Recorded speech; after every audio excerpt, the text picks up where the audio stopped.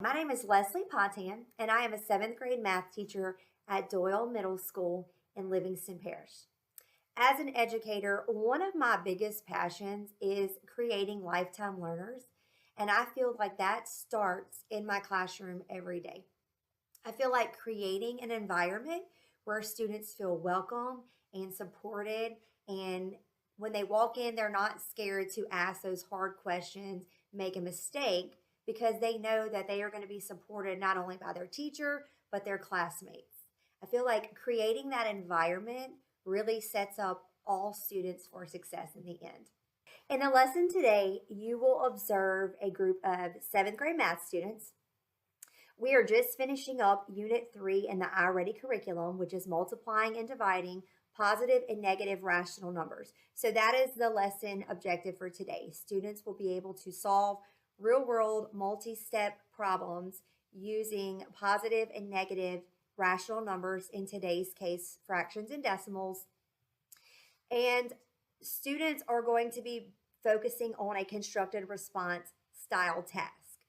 We know that 40% of LEAP is constructed response. Students are also going to be taking their Unit 3 test the next day. So today we are really using this time to focus on making sure that we can answer these hard type of problems. That's been a real big goal this year, is having students be exposed to constructed response and task-based questions very often in my room, because that is one thing that they struggle with every year. And I want them to, when they see these types of questions that they feel are hard, to be super comfortable with them. A copy of Rakim's expression. I'm going to give you a second with your group. You can look over the problem together. So take a second, read over it together. Okay, I'm going to stop you for a second. So I hear a lot of you are wanting to go ahead and get started. So I'm going to stop you right there. So we have this expression that's shown. There is a part A and a part B. And it says Rakim starts to evaluate the expression. And then it shows you his step 1. And it tells you that the expression Rakim wrote for step 1 is incorrect. And it wants you to explain how to correct the error in step 1. And then part B says, find the value of the expression, show or explain your work. So here's what we're going to do. I am going to put 5 minutes on the board. If we need a little extra time, we can. If you look at the board, here's what we are doing first. It says, with your small group, we're going to answer all parts to part A and part B. Okay, we are going to get a whiteboard. So in a second, one person from your group will go grab one of the giant whiteboards. One person from your group will go grab the markers and erasers. And once I hit start on the timer, as a group, you will answer all the parts of the answer on the big whiteboard. Any questions? So we gotta answer, right? So show your work. So show us how we answer.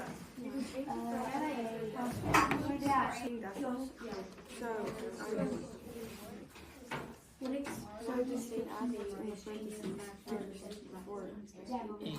he change something? So we changed the fraction to a decimal, but he changed it wrong because he didn't put 14.4, so he had to put the 1 over 12 as 1.2.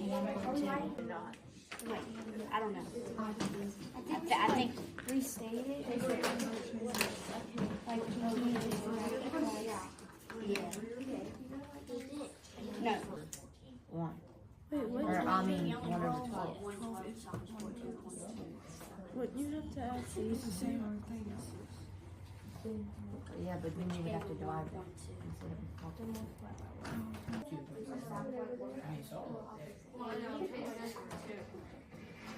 Oh, Aaron was helping. Oh, please. Yes, ma'am. Let me get fun myself. Question. No.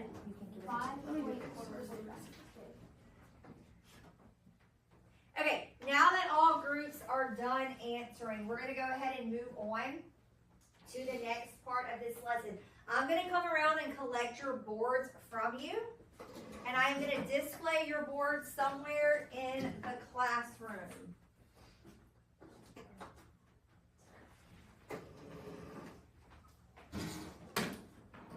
While I am putting these throughout the classroom, I'm going to go ahead and get you started on the next part of this lesson. Guys, one of the boards will be on this empty back group back here, okay? So this will be one of the stations. So we've got 4 boards displayed around the rooms representing the 4 groups. So here is our next step. So your group is receiving a copy of the rubric.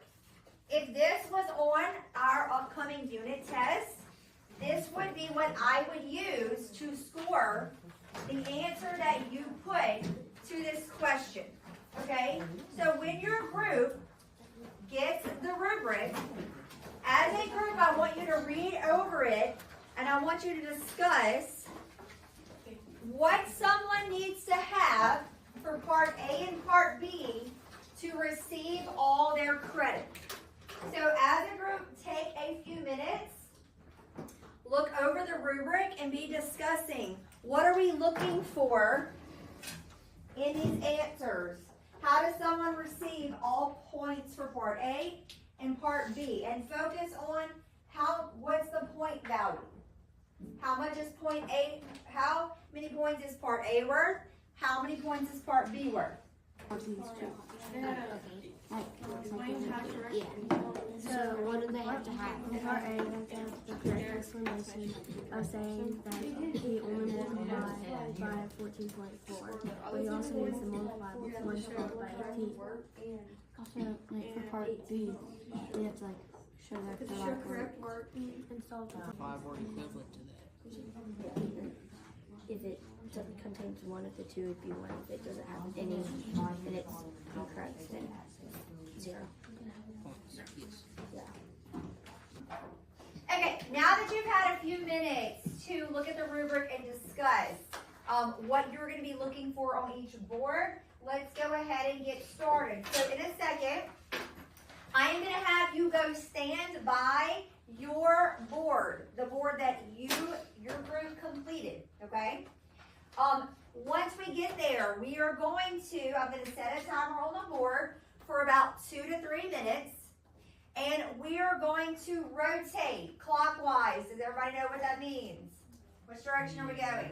From here. Like this, like a clock, okay? So when we say rotate, we're going to rotate to each board in the room.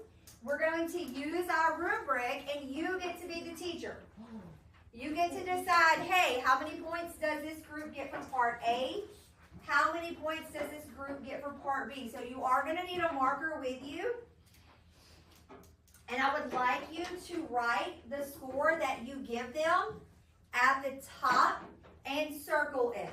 Okay, let's go ahead and go find our board.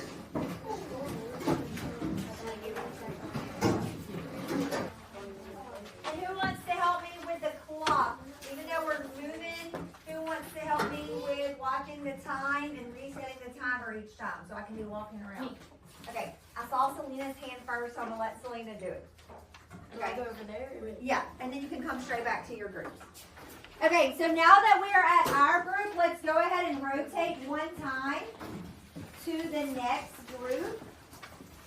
So Selena can hit play and we can get started. Okay, here we go. Go. Part A.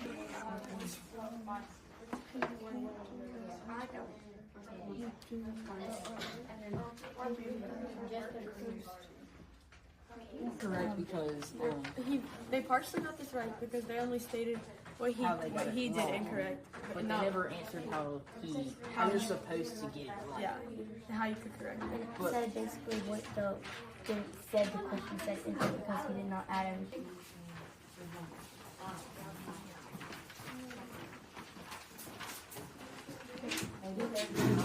Everybody rotated.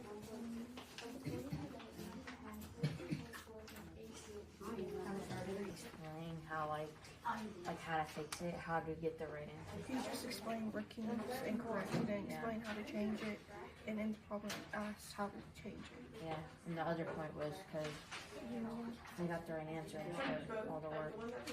They just didn't explain. They didn't explain everything. Okay, now that we have scored all of our boards and we've had a second to reflect on our scores, I need one person from each group to bring your board to the front of the room, and we're going to place them right up here on the whiteboard, and everybody else can have a seat in their chair. Okay, so just real quick, let's look at the rubric up here on the front on my screen. I heard a lot of great conversation when I was walking around. I always find it interesting because I feel like sometimes y'all actually grade harder than the teacher. Because I heard a lot of things, they didn't explain it exactly like this, or they told what he did wrong, but they didn't explain how he should have corrected it, or look, they made this mistake, or they should have labeled this differently. I heard a lot of great things. I heard another great thing in the back where somebody said, I think we actually confused everybody because we may have written too much. And we've had part A, most of you saw it was worth 1 point. The student response includes the following elements. So to get 1 point, you needed the correct explanation of how to correct Rakim's expression. And then part B was a little bit more, 2 points.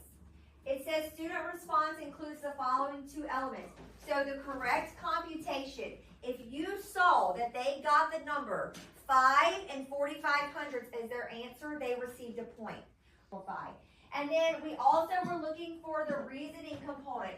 Do they have the correct work or explanation that to evaluate the expression?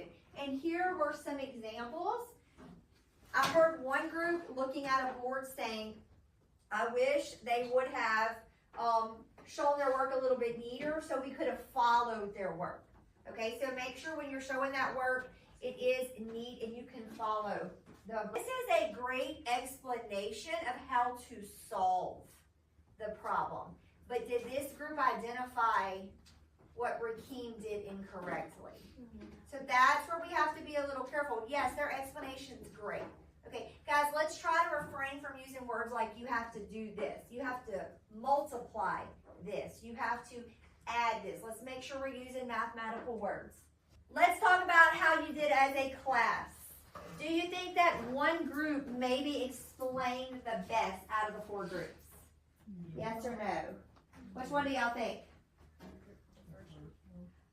I would probably say the first one as well. What makes the first one stand out a little bit more compared to the rest? Who wants to raise their hand and tell me what do you think makes the first one stand out? Or you can just say it. He explained what to do and explain what he did wrong and explain how to fix it. Okay, they explained what he did and then how to fix it. Was it clear? Did it make sense? Yeah. Okay. Is there a common mistake that you saw amongst all 4 groups or most of the groups? What was that common mistake? A lot of people didn't explain what how to correct the what he did wrong. Okay, a lot of people didn't explain how to correct what he did wrong. Okay. Throughout the lesson, I was able to walk around and monitor students correctly and even incorrectly calculating the problem with positive and negative rational numbers.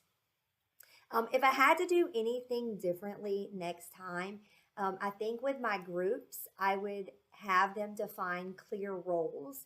That way, we don't have any students maybe just standing to the side, not participating or not being hands-on, because you always have those few students that want to take over the group and lead, and that's great, but we need to make sure that all learners are actively participating.